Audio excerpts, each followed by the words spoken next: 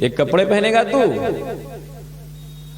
कन्हैया को आ गया क्रोध, एक मुक्का मारा उस रजक नाम के धोबी का, गोविंदाय नमो नमः। अब क्या था महाराज, जैसे धोबी मर गया सभी लोगों ने रजक के यहां रखे हुए कपड़ों को पहनना शुरू कर दिया। नीचे का ऊपर पहन लिया, ऊपर का नीचे पहन लिया और हाथ से लपेट करके आगे बढ़ने लगे, हाथ से पकड़ करके। रास्ते में एक दर्जी था, दर्जी ने देखा, दर्जी को दया आ गई। दर्जी ने उन बालकों से कहा, कन्हैया से कहा कि तुम अगर कहो तो मैं तुम्हारे कपड़ों को तुम्हारे नाप का कर दूं। फिर क्या था महाराज, जब इस प्रकार से उन्होंने कहा तो कन्हैया ने कहा ठीक है। उस दर्जी ने सभी ग्वाल बालकों के वस्त्रों को व्यवस्थित करते हुए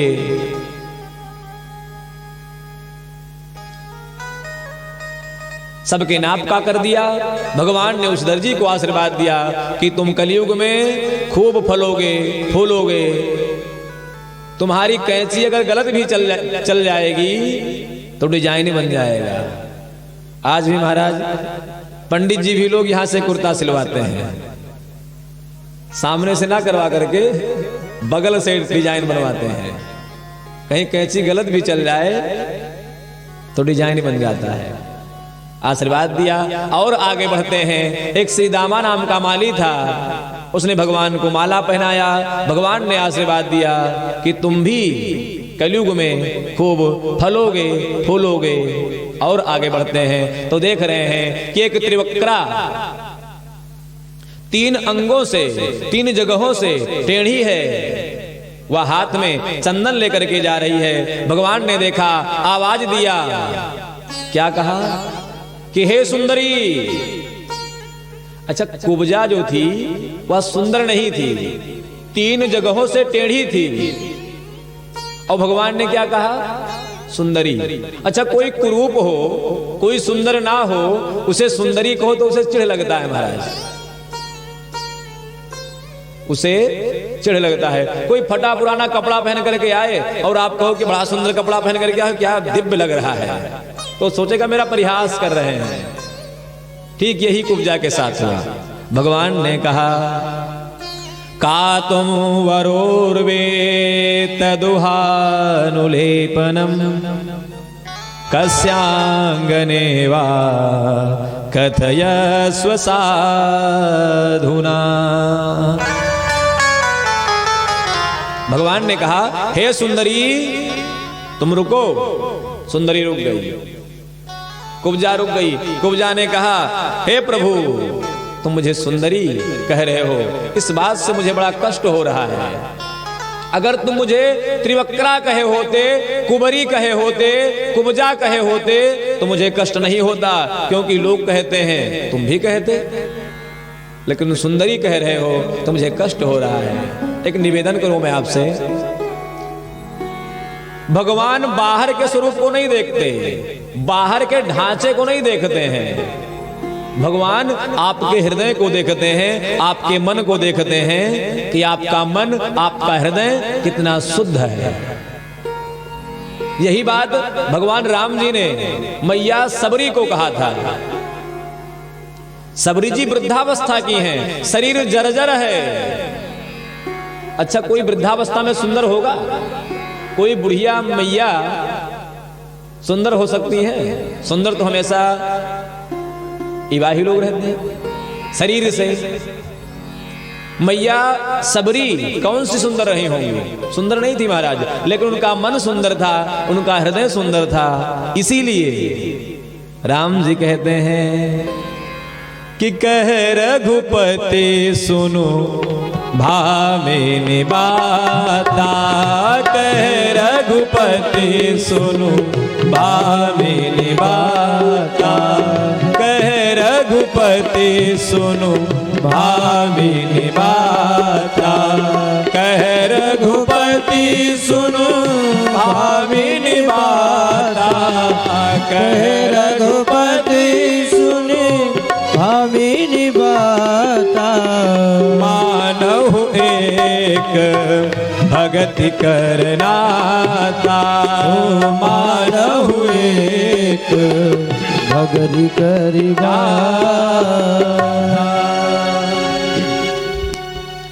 कह रघुपति सुनु भामिनी बाता, मानहु एक भगति कर नाता। हे भामिनी, हे सुंदरी, हे सबरी, मैं केवल भक्ति के संबंध को ही मानता हूं। भगवान शरीर के स्वरूप को नहीं देखते, भगवान हमेशा हृदय के सुंदरता को देखते हैं, मन के सुंदरता को देखते हैं। इसीलिए भगवान ने कहा, हे सुंदरी, तुम मेरे मस्तक पर तिलक लगा दो। सब कुंवरी आई है महाराज, कुंवरी ने भगवान के स्वरूप को निहारा है और तिलक लगाया, सुंदर तिलक लगाया।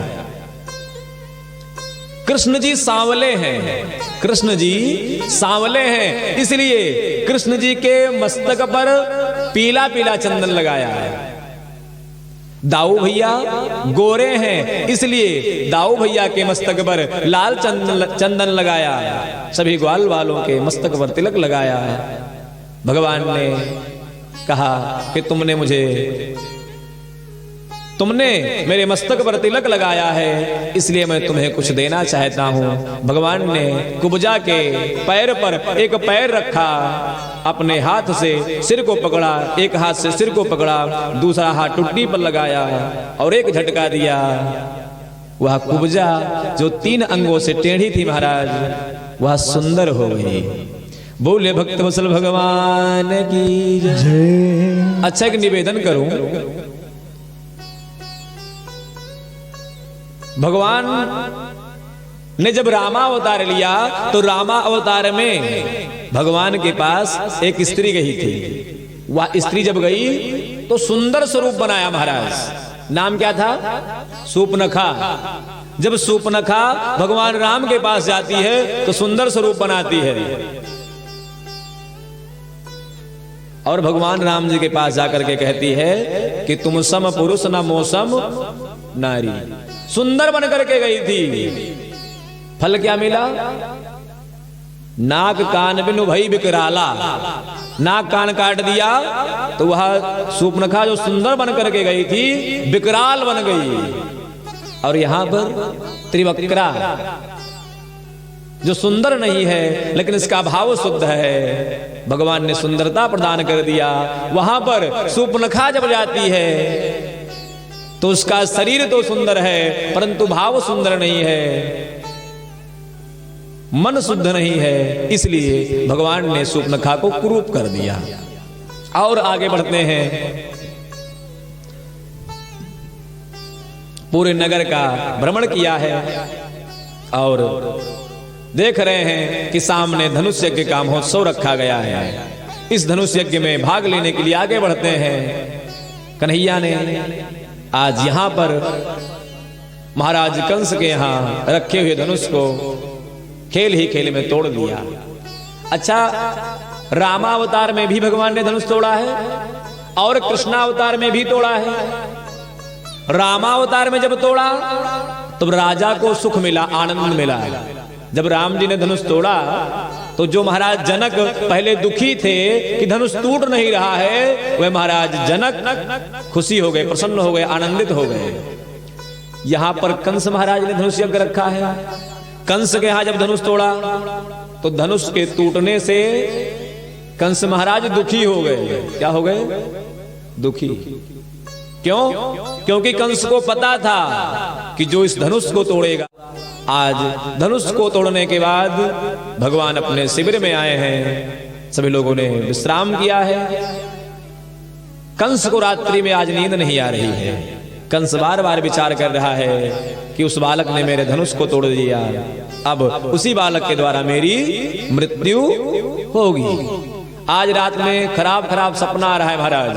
कंस स्वप्न में देख रहा है कि मुझे तेल से नहलाया जा रहा है, मुझे गधे पर बैठा करके नगर घुमाया जा रहा है। अनेक अनेक स्वप्न को देखता है। प्रातः काल होता है, कन्हैया आते हैं। धनुष तोड़ने के बाद आज जब पुनः रात्रि व्यतीत होने के तत्पश्चात भगवान कन्हैया महाराज कंस के दरबार की तरफ आगे बढ़ते हैं तो रास्ते में एक महावत कुबलया पीड़ हाथी को लेकर के रास्ते में खड़ा है। भगवान ने कुबलया पीड़ हाथी को मार करके, बोले भक्तवत्सल भगवान की जय हो। भगवान ने कुबलया पीड़ हाथी को मार करके उसको परमधाम दिया है, महावत को मारा है। और आगे बढ़ते हैं। सल तो सल, मुष्टिक चारूढ़ और कूट, इन तीनों, इन पांचों पहलवानों को मार करके भगवान देखते हैं कि कंस अपने राज सिंहासन पर बैठा हुआ है।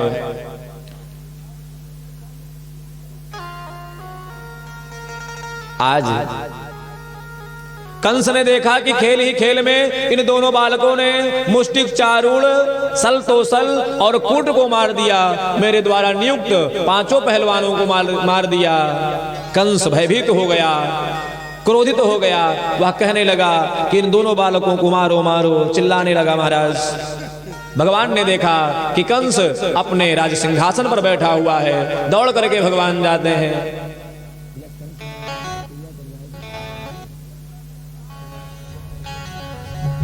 चलिए, बोले भक्तवत्सल भगवान की जय।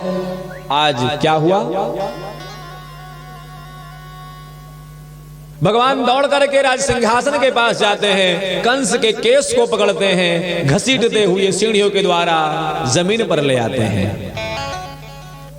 उधर दाऊ भैया समस्त सैनिकों को मार रहे हैं, समस्त पहलवानों से लड़ रहे हैं। इधर कन्हैया कंस को घसीटते हुए लेकर के आते हैं और उधर पर बैठ करके सीने पर मुक्के से प्रहार करते हैं और कंस का गोविंदाय नमो नमः हो जाता है। बोले भक्तवत्सल भगवान की जय। कंस मर गया। कंस की दो पत्नियां हैं, एक का नाम है अस्ति, दूसरी का नाम है प्राप्ति। अस्ति और प्राप्ति। अस्ति का मतलब जो है और प्राप्ति का मतलब और चाहिए। मेरे पास है और चाहिए, दूसरे का भी चाहिए। ये दोनों पत्नियां आती हैं रोती हुई। भगवान समझाते हैं, ध्यान दीजिएगा। भगवान ने जब कंस को मार दिया, कंस के मारने के बाद, हे भैया, कंस को मारने के बाद भगवान ने कारागार की तरफ देखा। कारागार की तरफ जा रहे हैं। महाराज उग्रसेन को मुक्त करवाया। ध्यान दीजिएगा, आज 11 वर्ष 56 दिन हो चुका है, पिता वसुदेव जी ने अपने बालक को देखा नहीं है। कारागार में बंद हैं। मैया देवकी प्रतीक्षा कर रही हैं कि एक दिन वह समय जरूर आएगा, कन्हैया मथुरा में आकर के कंस का वध करेगा और कंस का वध करने के तत्पश्चात मुझे कारागार से मुक्त कराएगा। मैया देवकी पिता वसुदेव जी का प्रतीक्षा जारी रहा। महाराज आज वह दिन आ गया, कन्हैया ने कंस का वध किया, कारागार की तरफ बढ़ रहे हैं। कारागार को खुलवाया है। सामने देखा तो पिता वसुदेव और मैया देव की सामने खड़ी हुई है। महाराज आंखों में प्रेमाश्रु गिर रहे हैं, रो रही हैं। कन्हैया ने साष्टांग प्रणाम किया है। पिता वसुदेव मैया देवकी ने आकर के कन्हैया को हृदय से लगा लिया, गदगद हो जाते हैं। महाराज एक दूसरे से लिपट करके खूब रोते हैं। महाराज मैया देवकी अपने आप को धन्य मानती हैं, भरपूर आनंद दिया। ध्यान दीजिएगा, पिता वसुदेव मैया देवकी को, नाना उग्रसेन को कारागार से छुड़वाने के बाद कन्हैया ने आज समस्त प्रजावासियों को दर्शन दिया है। अपने महल में आए हैं, राज दरबार में आए हैं। राज दरबार में पहुंच करके आज वह दिन आ गया जो कन्हैया ने कहा था कि मैया आज मैं जा रहा हूं, परस्वा आगमिष्यामि, आ जाऊंगा परसों। नंदराय जी दौड़ते हुए कन्हैया के पास आए।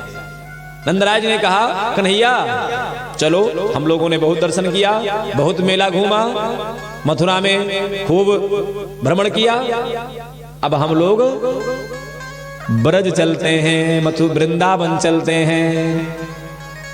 जैसे ही नंदराय जी ने कहा कि कन्हैया चल, हम लोग वृंदावन चलते हैं, वसुदेव जी ने कहा कि नंदराय जी ये आपका बालक नहीं है, ये आपका बालक नहीं है, ये मेरा पुत्र है।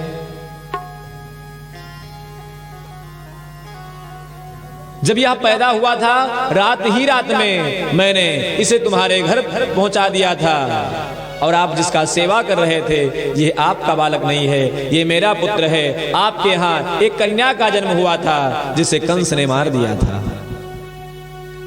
नंदराज जी ने कहा अच्छा झूठ बोल रहे हो, सत्यवादी हो करके झूठ बोल रहे हो, ऐसा कब तुमने किया? नहीं नहीं, ये मेरे घर में जन्मा है, मेरा पुत्र है, आप गलत कह रहे हो।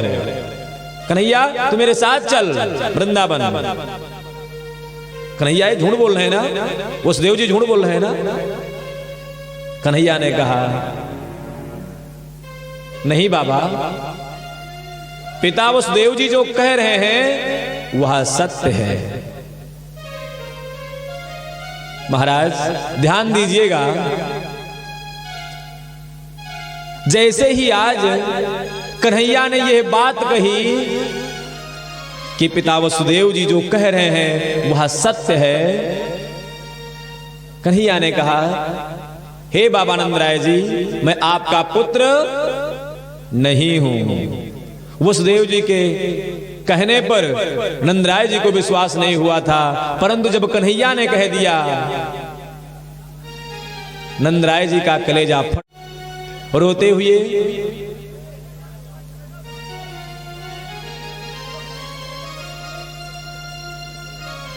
क्या है, श्री राधे राधे गोविंद गोविंद राधे, श्री राधे राधे गोविंद गोविंद राधे, श्री राधे राधे गोविंद गोविंद राधे, श्री राधे राधे गोविंद गोविंद राधे, गोविंद राधे राधे गोपाल राधे, गोविंद राधे राधे गोपाल राधे, गोविंद राधे राधे गोपाल राधे, गोविंद राधे राधे गोपाल राधे, श्री राधे राधे गोविंद गोविंद राधे, श्री राधे राधे गोविंद गोविंद राधे, गोविंद राधे राधे गोपाल राधे, गोविंद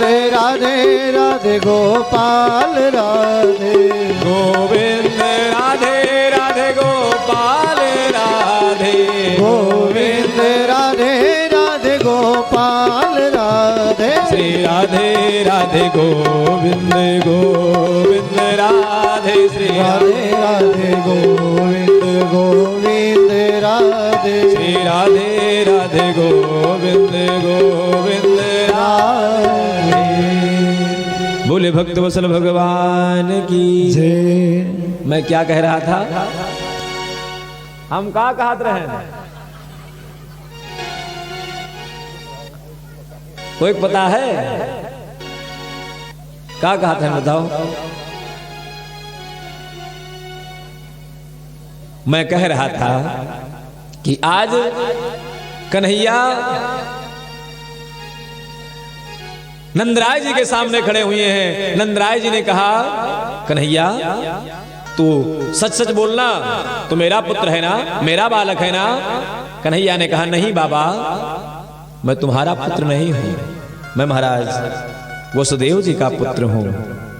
वसुदेव जी जो कह रहे हैं वह सत्य है, इसमें किंचित मात्र संदेह नहीं है। जैसे ही कन्हैया ने कहा कि मैं तुम्हारा पुत्र नहीं हूं, नंदराय जी का कलेजा फट गया महाराज, बहुत पीड़ा हुई, आंखों से आंसू गिरने लगे और रोते हुए नंदराय जी कहते हैं, कन्हैया तुमने जो कहा आज कह दिया, कोई बात नहीं, परंतु फिर कभी जीवन में मत कहना। तुमने मेरे सामने कह दिया कोई बात नहीं, लेकिन जिस दिन यशोदा को पता चल जाएगा कि तुमने यह कहा है कि तू यशोदा का पुत्र नहीं है, मेरा पुत्र नहीं है, यशोदा पगली मर जाएगी, वह मर जाएगी, प्राणों को त्याग देगी। हे कन्हैया आज के बाद तुम यह मत कहना। अच्छा, जब आ रहे थे तो कन्हैया के साथ जितने भी लोग थे वह खुश थे महाराज, जो ग्वाल वाल थे वह सब खुश थे कि कन्हैया के साथ घूमने जा रहे हैं। लेकिन आज जब कन्हैया ने इनकार कर दिया कि पिताजी, बाबा नंदराय जी, मैं आपका पुत्र नहीं हूं, आपका बालक नहीं हूं, मैं महाराज वसुदेव का पुत्र हूं। सबका मुख सूख गया, सबके नेत्रों से अश्रु गिरने लगे महाराज, सभी ग्वाल वाल रोने लग गए। कन्हैया ने सांत्वना देते हुए एक बात कही, ये नहीं कहा कि मैं तुमसे मिलने आऊंगा, ये नहीं कहा कि जब मुझे याद आएगी मैं तुम्हारे यहां चला आऊंगा मिलने के लिए, ऐसा कुछ नहीं कहा। क्या कहा? यात यूयं व्रजं तात वयं चास्नेह दुःखिता ज्ञातीन्वो द्रष्टुमे श्यामो विधाय सुहृदयां सुखम। कन्हैया ने यह नहीं कहा कि हे बाबा मैं तुमसे मिलने आऊंगा, फिर कहा क्या? कहा कि हे बाबा मैं तुमको भविष्य में कभी देखने आऊंगा। क्या? देखने आऊंगा। देखने लोग कब आते हैं? प्राण निकल जाता है तब कहते चलो भैया देखिए, गए। और मिलने कब आते हैं? जब इंसान जिंदा होता है। भगवान से नंदराय जी इतना प्रेम करते हैं, फिर भी भगवान कह रहे हैं कि बाबा मैं तुमको कभी देखने के लिए आऊंगा। मानो संकेत कर दे रहे हैं कि हे बाबा मैं आपसे मिलने कभी नहीं आऊंगा। नंदराय जी अपने आप को ढाढ़स बंधाते हैं, किसी तरीके से अपने आप को संभालते हुए वापस लौटते हैं। वे ग्वाल बाल जो कन्हैया के साथ खेलते हुए, माला पहनते हुए, वस्त्रों को पहनते हुए आए थे, वे आज जब वृंदावन की तरफ जा रहे हैं तो रो रहे हैं महाराज। नंदराय जी वृंदावन आए हैं,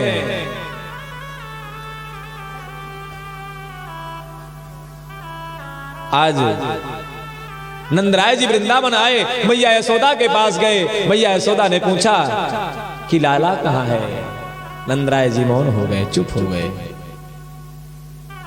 मैया यशोदा बार बार नंदराय जी को कोसती हैं कि मैंने पहले ही कहा था मेरा लाला वृंदावन छोड़ करके कहीं नहीं जाएगा, तुम नहीं मान रहे थे, नहीं आया।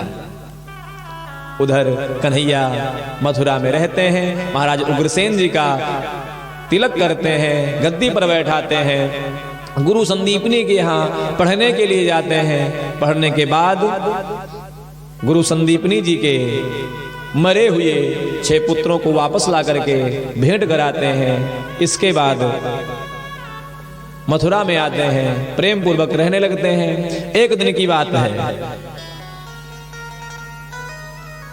आज कन्हैया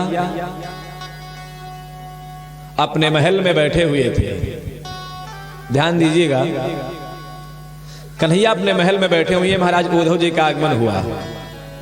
उद्धव जी मंत्री हैं, कृष्ण भगवान के प्रिय सखा हैं, साक्षात बृहस्पति जी के शिष्य हैं। शिष्यो बृहस्पति साक्षात उद्धवो बुद्धि सत्तमः। महाराज देवभाग जी के पुत्र हैं, उद्धव जी आए हैं कन्हैया